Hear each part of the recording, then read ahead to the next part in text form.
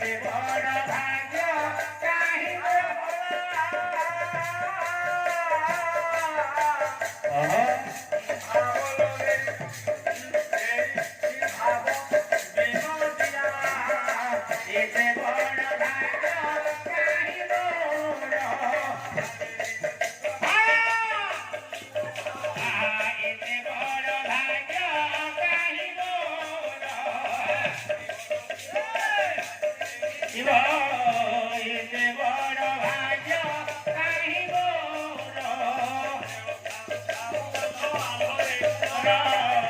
ଏତେ ବଡ଼ ଭାଗ୍ୟ ଆଜି ବାବୁରେ ସେହି ସରୋବର ଏତେ ବଡ଼ ଭାଗ୍ୟ ଏତେ ବଡ଼ ଭାଗ୍ୟ ଏତେ ବଡ଼ ଭାଗ୍ୟ ଏତେ ବଡ଼ ଭାଗ୍ୟ ଚରଣ ଏତେ ବଡ଼ ଭାଗ୍ୟ ଏତେ ବଡ଼ ଭାଗ୍ୟ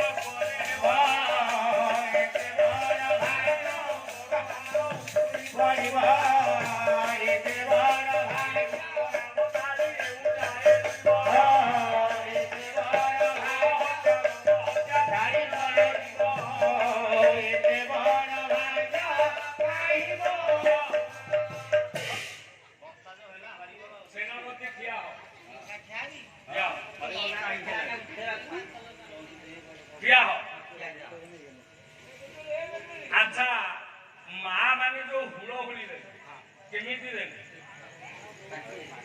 এখন ଦେଇଥାନ୍ତେ ପାଖରେ ମା ମାନେ କି ଦେଇଛି ମୁଁ ସବୁ ତ ଦେଖିଛି। ହଁ ଆଚ୍ଛା ହରିବୋଲ ଆଉ କରତାଳି ଭାଇ ମାନେ ଯୋଉ ଦେଲେ କେମିତି ଦେଲେ ନାଇଁ ଦେଇ ନାହାନ୍ତି ମୋ ମା ମାନେ ଏକା ହୁଅନ୍ତି ଦେଇଛନ୍ତି ଭାଇ ମାନେ ହରିବୋଲ କାହିଁକି ଦବାକୁ ସେ ଯୋଉ ଗାଡି ଆମର ଗଲା ଏ ଭାଇ ତ ତାଳି ମାରିକି ହରିବୋଲ ଭାଇ ହଁ ସବୁ କଲ୍ୟାଣ ଭାଇ ଆଚ୍ଛା ମା ମାନେ ଯୋଉ ହୁଳହୁଳି ଯିଏ ଦେଲା ସିଏ ମଙ୍ଗଳ କଲା ନା ଯିଏ ହୁଳହୁଳି ନଦେଲା ସିଏ ଭଲ କଲା ମା ମାନେ ଯିଏ ନଦେଲେ ସିଏ ଭଲ କଲେ ଯିଏ ଦେଲେ ହୁଳହୁଳି ଯିଏ ଦେଲା ସିଏ ଭଲ ନା ଯିଏ ହୁଳହୁଳି ନ ଦେଲା ସିଏ ଭଲ ମା ମାନେ ନଦେଇଛି ବୁଝେ ନାଇଁ ଆଚ୍ଛା କଣ ଜାଣିଛ ତୁମେ ଏଇଟା ଭାଇ ଶୁଣା କଥାଟା ହଁ ମୋ କହିବା କଥା ହେଲା ଯୋଉ ମା ମାନେ ହୁଳହୁଳି ଦେଇଛନ୍ତି ହଁ ତାଙ୍କ ପିଲା ଆମ ପାଇଁ ଦେଇନାହାନ୍ତି ହେଲା ଯୋଉ ମା ମାନେ ନଦେଇଛନ୍ତି ହଁ ଭଲ ହେଇଛି ନା ଆଉ କଣ ଭଲ ହେଇଛି କହିବା କଥା କଣ ଟିକେ ମୁଁ ଭାବୁଛି ଭୋଜି ଭାତ ଟିକେ ଖାଇଦେବେ ହଁ ଆଉ ଯଦି ଦେଇ ଦଉଛନ୍ତି ହଁ। ଅସୁବିଧାଟା ହେଇଯିବ କାହିଁକି ଯୋଉ ମା ମାନେ ହୁଳହୁଳି ନଦେଇଛନ୍ତି ସେ ଭାବିକି ମୋତେ ଖଣି ହେଇଛନ୍ତି ଓହୋ ମାନେ ବୁଝିଲେ ଯୋଉ ମାମା ଦେଇନାହାନ୍ତି ସେ ଖଲି ଠିକ ଭାଇ ବାପ ପାଇছে ତାହେଲେ ଏଇଆ ହଁ ଖନି ହେଇଥିବେ ନା ବିଷ୍ଣୁକେଶରୀ ପୁରାଣ 132 ପୃଷ୍ଠା 7ମ ଅଧ୍ୟାୟ ହୁଳହୁଳି କେମିତି ଦେଲେ ଏ ଯୋଉ ହୁଳହୁଳି ଦେଲେ ଏ ହୁଳହୁଳି ଦେଲେନି ଯେ 7 ପୁରୁଷ ଯାକର ପୁଣ୍ୟ ଏଟାଇ ବିକି ଦେଇକି ଗଲେ ତମ ପାଲା ବେଳା ମାଡ଼ ଖାଇକି ଆଉ ରହିପାରିବନି ମୁଁ ବର୍ଷା ହଉଛି ମୁଁ ଯାଉଛି ଖାଲି ଏମିତି ମତେ କହୁଛନ୍ତି ପାଲା ଆଜ୍ଞା ମା ଭଉଣୀ ଝିଅ କହୁଛନ୍ତି ସମସ୍ତେ ବସିକି ଝିଅ ପାଲା ଏବେ କହୁଛନ୍ତି ଯଦି ଯୋଉ ମା ମାନେ ହୁଳହୁଳି ଦେଇଛନ୍ତି ତାଙ୍କର ସାତ ପୁଣ୍ୟ ବିକିଲେ ବିଷ୍ଣୁକେଶରୀ ପୁରାଣ କବି କହିଲେ ଆଜି ରସ ନାମ ଘେନ ରସ କିବାରେ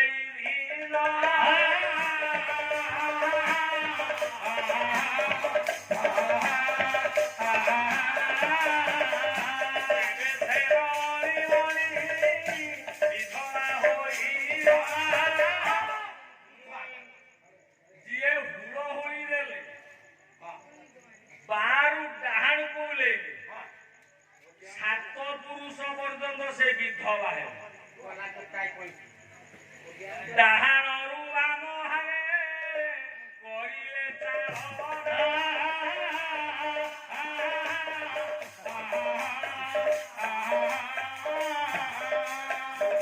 ଲକ୍ଷଣୀ ହେବ ଚପାଇଲେ ଆଜି ଠିକ ଯିଏ ଡାହାଣରୁ ବାଁକୁ ବୁଲେଇକି ହୁଳହୁଳି ଦବ ସେ ନାରୀ ଆଣ୍ଠୁ ପକେଇ ପିତୃପୁରୁଷକୁ ଯେତେ ପିଣ୍ଡ ବାଢିବ ସାତ ପୁରୁଷ ପିଣ୍ଡ ପାଇବ ତେଣୁ ଦୁଇ ଜୁହା ମଧ୍ୟରେ ଦର୍ଶନ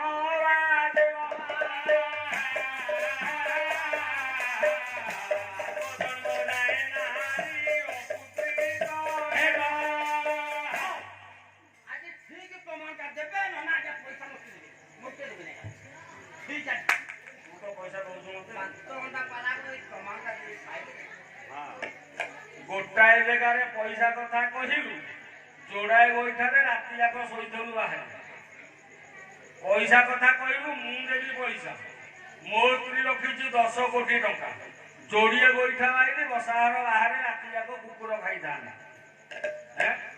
ଆଜି ଏଠେ କହୁଛୁ ପଇସା ଦବୁ ତୁ ଆରେ ତୋ 27 ପୁରୁଷରେ କିଏ ପଇସା ଦେଇଥିଲା ର ଯାହାର ଦଶନ ବୋଲନ୍ତେ ଦାନ୍ତରେ ଜିହ୍ବା ଯଦି ବାଜିବ ସେ ନାରୀ 7 ଜନ୍ମ ଯାଏ ପୁତ୍ର ମୁଖ ଚାହିଁବନି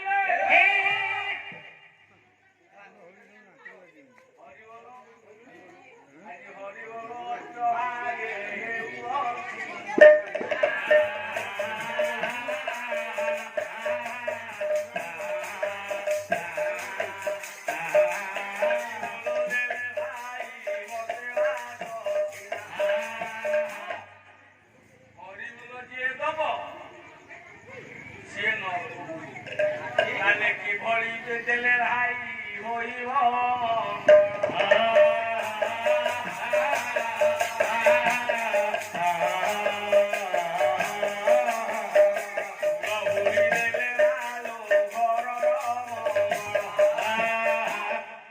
କେମିତି ହୁଳହୁଳି ଦେଲେ ତମର ମଙ୍ଗଳ ତମ ପରିବାରର ମଙ୍ଗଳ ବିଶ୍ୱର ମଙ୍ଗଳ କେମିତି କରତାଳି ଦବ କେମିତି ହରିବୋଲ ଦବ ତମର ମଙ୍ଗଳ ବିଶ୍ୱର ମଙ୍ଗଳ ଗ୍ରାମର ମଙ୍ଗଳ ତୁ ମରିଯାଉ ତେଣୁ ଆଜି ସତୀର ସତୀତ୍ୱ ରକ୍ଷା କରିବା ପାଇଁ ଜଣେ ନାରୀ ସିଏ କିଏ ଆରେ ବୁଝେ ବୁଝ ସୁମନେ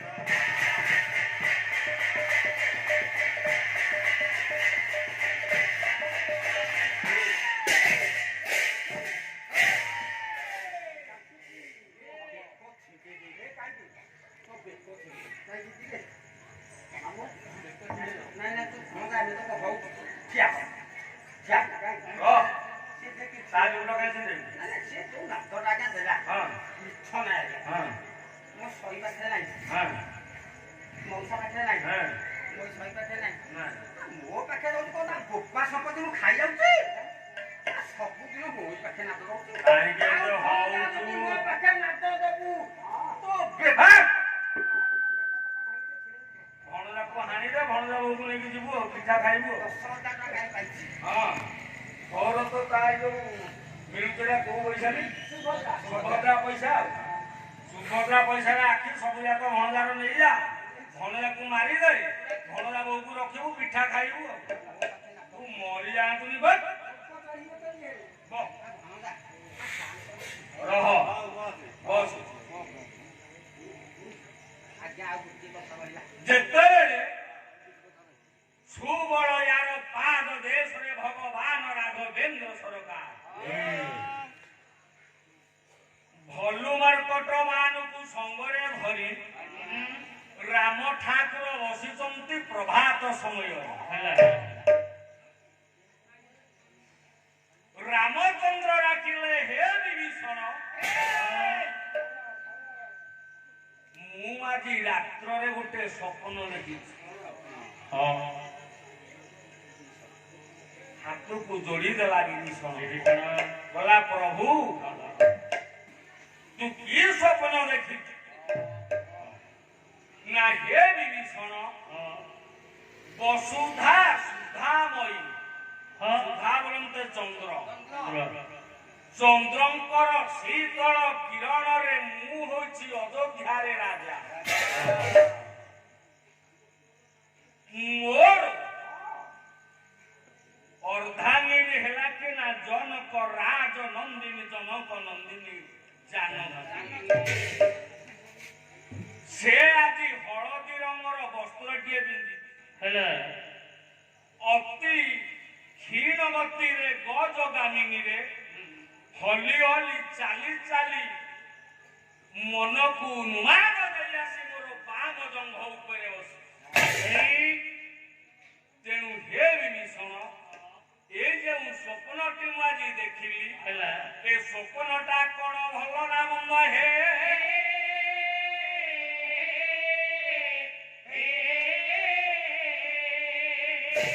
ମାରିଦେଲା 3ଟା ତାଳି ବିଭୀଷଣ କହିଲା ପ୍ରଭୁ ଯୋଉ ସ୍ୱପ୍ନଟା ତୁ ଆଜି ଦେଖିଲୁ ମୁଁ ନିଶ୍ଚିତ ଭାବରେ ଆଜି ଜାଣୁଛି ଆସନ୍ତା କାଲି ଯୁଗରେ ହୟଗ୍ରୀବ ବିଂଶ ଆଉ ଲଙ୍କେଶ୍ୱର ନିଶ୍ଚିତ ଭାବରେ ମୃତ୍ୟୁ ବରଣ କରିବ କହିଲା ତୁ କି ନ ଜାଣୁ ହରି ନିପମୂଳି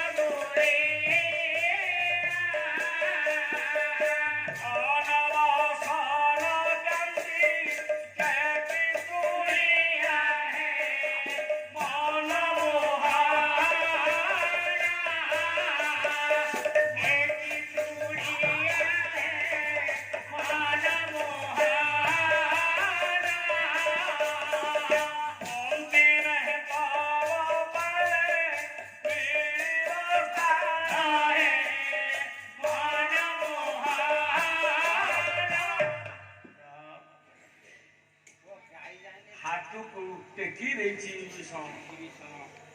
କହିଲା ହେ ରାମଚନ୍ଦ୍ର ମୁଁ ଜାଣିଲି ହଳଦିଆ ରଙ୍ଗର ବସ୍ତ୍ର ଖଣ୍ଡିଏ ପରିଧାନ କରିଛି ମାନେ ଜନକ ରାଜନନ୍ଦିନୀ ଉଦ୍ଧାର ହେବ ବିଂଶ ବାହୁଠାରୁ ଆଉ ରାମ ବାଣରେ ନିଶ୍ଚିତ ଭାବରେ ମରିବ ବିଂଶ ବାହୁ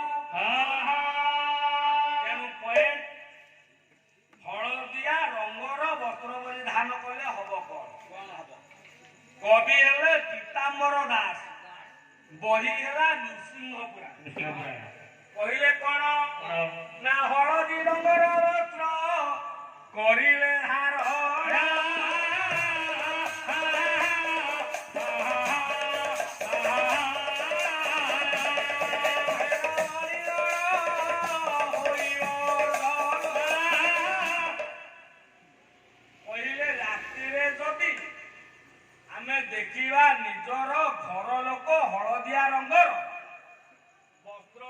ପିନ୍ଧିକି ଆସ ତାହେଲେ ନିଶ୍ଚିତ ଭାବରେ ଜମି ଖଣ୍ଡେ ହେଉ ସୁନା 5 ଭରି ହଉ ଗାଡ଼ି ଖଣ୍ଡେ ହଉ ଦୀଘ ଖଣ୍ଡେ ହଉ ପ୍ରାପ୍ତ ହେବା ସୁନିଶ୍ଚିତ।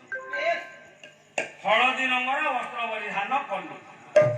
ଦ୍ୱିତୀୟରେ ଆଜି ବିଷ ହରିର ପାତ୍ରେ କରିଲେ ଶ୍ରବଣ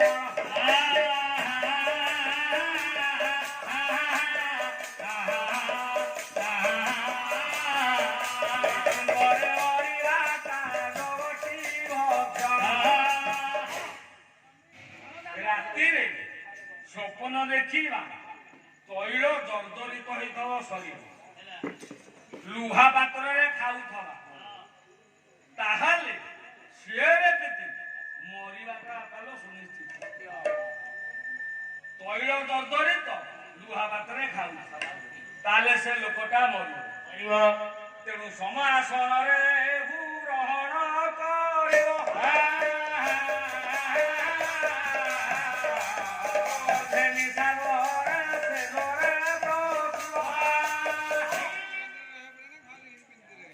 ଯେଉଁ ବ୍ୟକ୍ତି ରାତିରେ ଶୋଇଲା ସମୟରେ ଯେକୌଣସି ବ୍ୟକ୍ତି 1 ପାସ୍ କଣ ବୁଝୁଛନ୍ତି? ଆରେ ପ୍ରାୟ ବ୍ୟକ୍ତି ଅଛନ୍ତି ରାତିରେ ଶୋଇବା ସମୟରେ ପାରୁଶୁଆରେ ବା ସେଜରେ ବା ନିଜ ବେଡ୍ ପରିସ୍ରା କରୁଛନ୍ତି।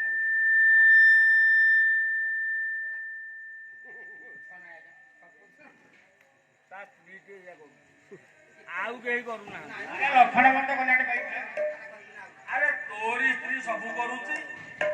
ତେଣୁ 1 ପାସ୍ ଯୋଉ ଯାଉଛି 1 ଧାର ନ ହେଇକି ଆଜ 3 ଧାରେ ଗମନ କଲେ ହୋଇବ ମରଣ।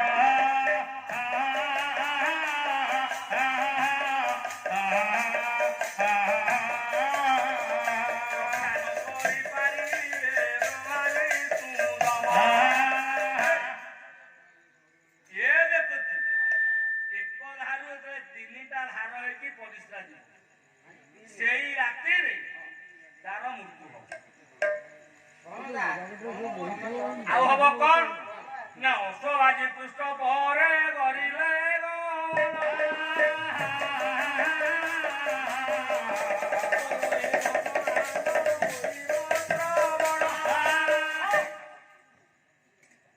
ଯଦି ବାଜି ଆଉ ଅଶ୍ୱ ସ୍ୱପ୍ନ ଆମେ ଦେଖିବା ନିଶ୍ଚିନ୍ତ କୋଟିପତି ହବ। ରାମଚନ୍ଦ୍ରଙ୍କ ପାଖରେ ବିଭୀଷଣ ବସି ଠିଆ ହୋଇ ପଡିଲା ଲକ୍ଷ୍ମଣ କହିଲା ହେ ବିଭୀଷଣ ମୁଁ ତ ଗୋଟିଏ ସ୍ୱପ୍ନ ଦେଖିଛି। ମୁଁ ଯୋଉ ସ୍ୱପ୍ନ ଦେଖିଛି ଏଟା ଭଲ ନା ମନ୍ଦ? ଲକ୍ଷ୍ମଣ ତମେ ସ୍ୱପ୍ନ ଦେଖିଛ ନା? ହଁ ମୁଁ ଦେଖିଛି। ବହି ବୈଦେଶ୍ୱର କବି ସମ୍ରାଟ ଉପେନ୍ଦ୍ର କହିଲେ ବିଷକ୍ଷଣ ଲକ୍ଷ୍ମଣ ବୋଲେ ସେ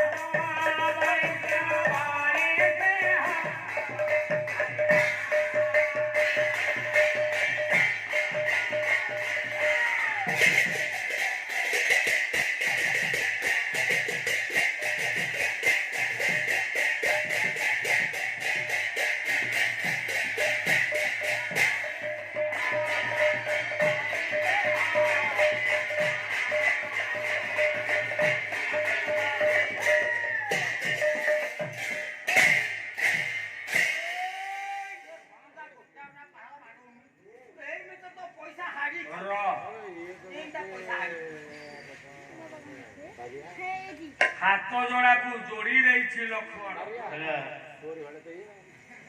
କହିଲା ଭାଇନା ବ୍ୟସ୍ତ କେଶ ଲଙ୍କେଶ ସୁପ୍ତ। ମଉସା ବ୍ୟସ୍ତ କେଶ ଲଙ୍କେଶ ସୁପ୍ତ। ବ୍ୟସ୍ତ କେଶ କହନ୍ତି ବ୍ୟସ୍ତ କେଶ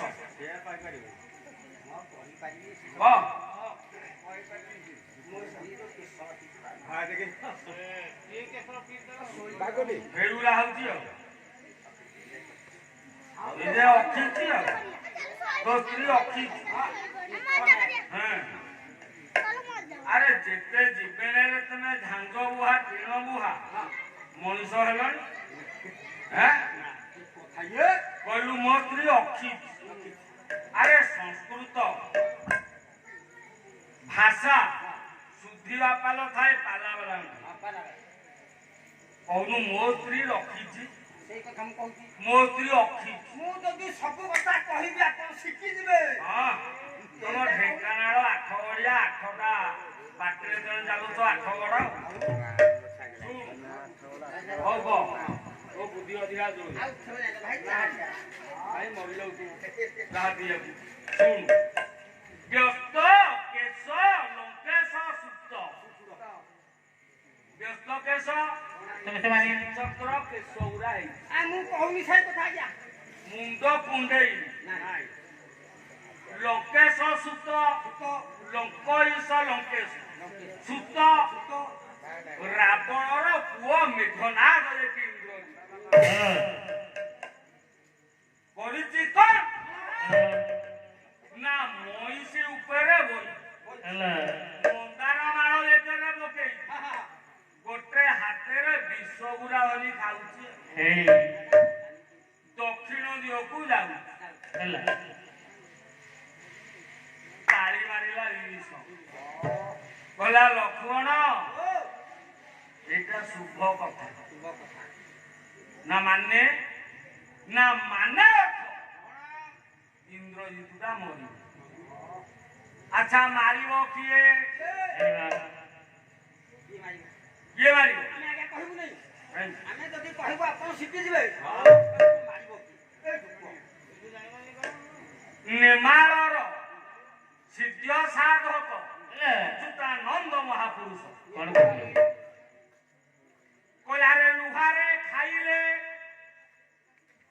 ଲୁହାରେ ଖାଇଲେ ଆରେ ଠିଆରେ ମୁତିଲେ ମଦରେ ସରରେ ବାଚିଲେ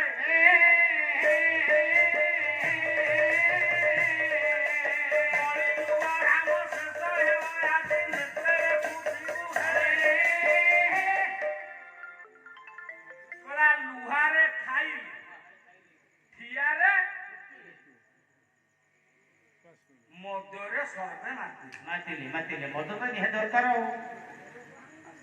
କଳି ଯୁଗଟା ବାପା ସେତିକି ବେଳେ ସରିବ। କଳି ଯୁଗ ସରିବ ହେଲା। ଆଚ୍ଛା ଲୁହାରେ ଖାଇଲେ କଣ ଆଜ୍ଞା? ଲୁହାରେ ଚାରି ଯୁଗରେ ଖାଇଛନ୍ତି। କଣ ହେଲା ଆଜ୍ଞା? ଚାରିଟା ଯାକ ଯୁଗରେ ଲୁହାରେ ଖାଇଛନ୍ତି। ପ୍ରମାଣ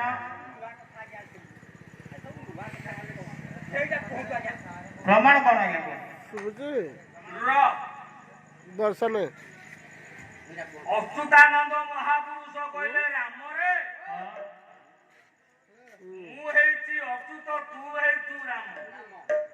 ଆଚ୍ଛା ନେମାଳର ପୂର୍ବ ନାଁ କଣ କି? ଆଚ୍ଛା ଛତିଆର ପୂର୍ବ ନାମ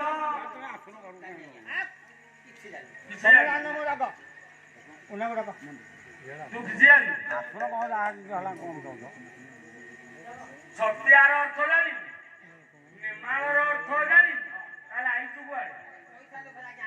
ମରିଯାଉନୁ। ଆଜି ତିଳକଣା ପାରୁଷରେ ରେଡ଼ିବର ରାମ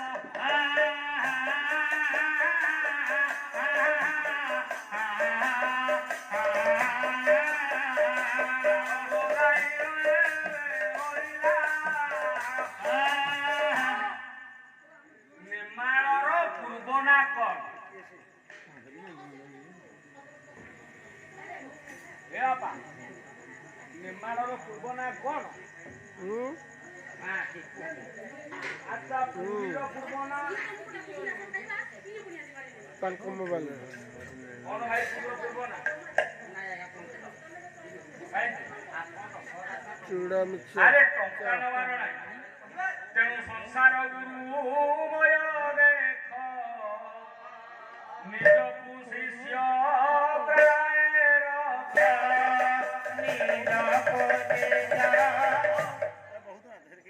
ନିଜେ ହଉଛୁ ଶିଷ୍ୟ, ସଂସାର ହେଲା ଗୁରୁମୟ। ଯଦି ଆମେ ଚାହିଁବୁ ସଂସାରରେ କିଏ କ'ଣ ତେଣୁ ଆମେ ଯଦି ପଚାରିବାକୁ ଚାହୁଁ ଆମେ କ'ଣ ଭୁଲ କରୁଛୁ ବାପା? ତେଣୁ ନିର୍ମାଳର ପୂର୍ବ ନାଁ ହେଲା ଚେଳାପୁର, ଛତିଆର ପୂର୍ବ ନାଁ ହେଲା କେଢିବର ମଉଜା, ପୁରୀର ପୂର୍ବ ନାଁ ଜାଣିନି, ତତେ ପଚାରୁଛି କାହିଁକି? ତେଣୁ ଅଚ୍ୟୁତାନନ୍ଦ ଯେତେବେଳେ ଜଗନ୍ନାଥ ଦର୍ଶନ କରିବାକୁ ଗଲେ କହିଲେ ଏ ଜଗା ନେ ନାଳ ଦେ ନାଳ। ଜଗନ୍ନାଥ କହିଲା ରେ ଅଚ୍ୟୁତ ରାମକୁ ତୁ ସାଙ୍ଗରେ ଧରିକି ଯାଉଛୁ, ଆରେ ଏକ ଏକ କରି 13 ଜଣ ପରେ ମୁହିଁଟି ନେବି ଅବତାର।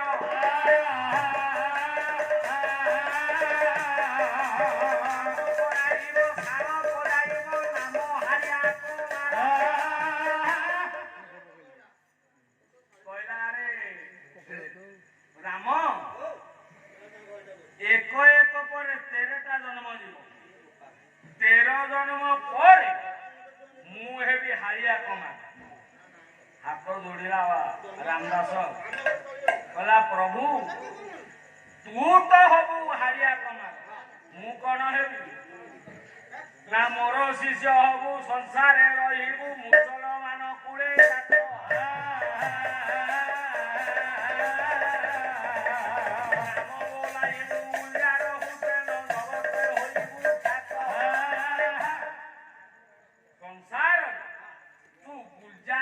ନାମକ ଜଣେ ମୁସଲମାନ କୁଳରେ ଜନ୍ମ ହବ, ମୁଁ ହେଇଥିଲି ହାରିଆ କମାର।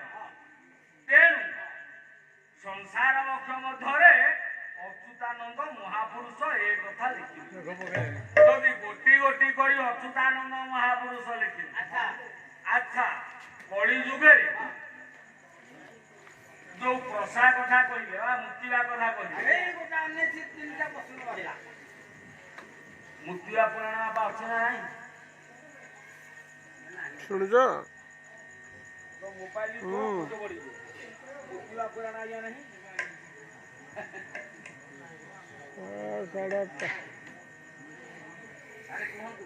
କଣ ମୁକ୍ତିବା ପୁରାଣ?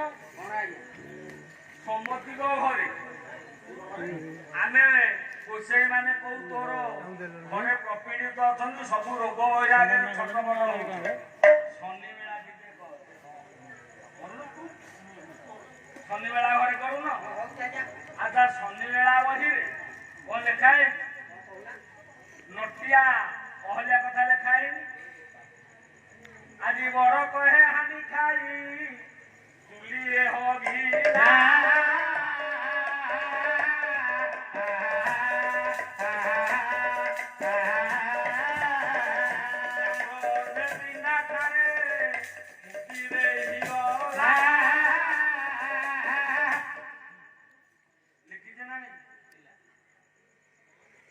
ଅହଲ୍ୟା କରିଣ ତାକୁ ଘରୁ ତଳିଲେ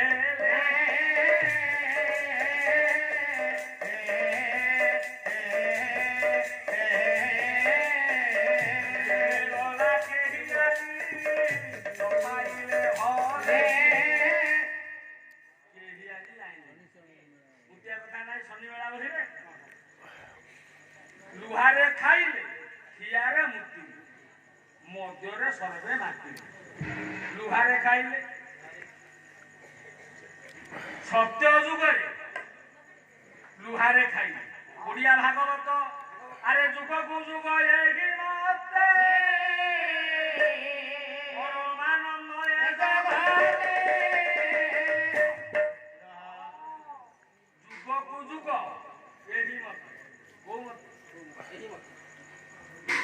ଏହି ମତରା ଠେଙ୍ଗା ମତ।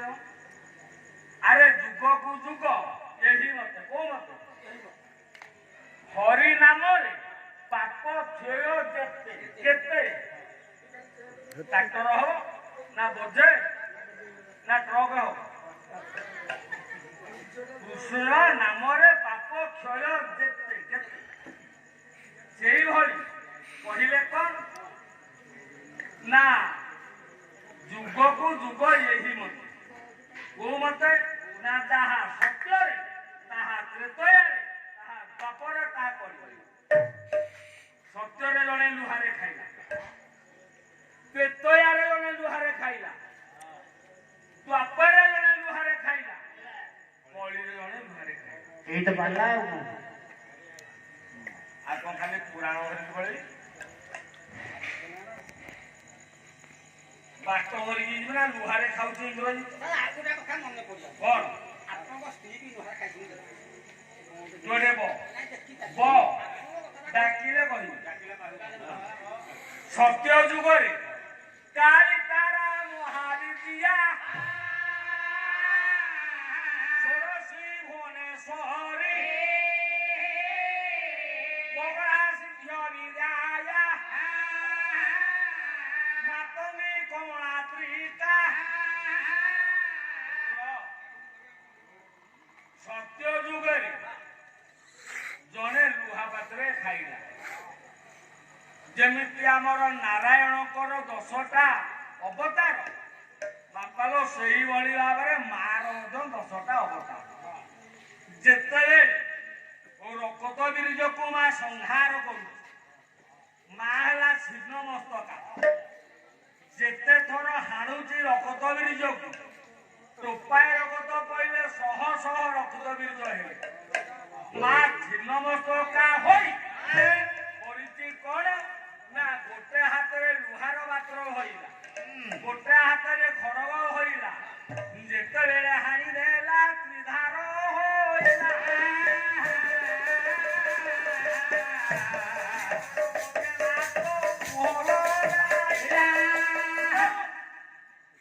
ଗୋଟେ ହାତରେ ମା ରକତ ବିରିଜ ମୁଣ୍ଡକୁ ହାଣି ଦେଖେଇଲା ଲୁହାର ପାତ୍ର, ଆଉ ଦିଟା ଧାର। ଗୋଟେ ଧାରକୁ ମା ମୁହଁ ଲଗେଇକି ପିଇଲା ରକତ, ଆଉ ଗୋଟେ ଧାର ରକତକୁ ଚଣ୍ଡୀ ଆଜି ଖାଇଗଲା। ଆଜି ଚଣ୍ଡୀ ଏଟା ମଡ଼ା ମାଲୋ ଖଟନ୍ତି ଅପାର।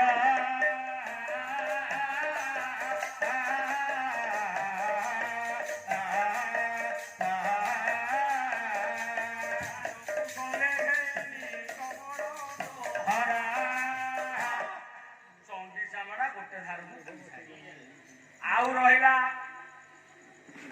ତ୍ରେତୟାରେ ଇନ୍ଦ୍ରଜିତ ଲୁହା ପାତ୍ରରେ ଖାଉଛି। ଦ୍ୱାପରରେ କିଏ?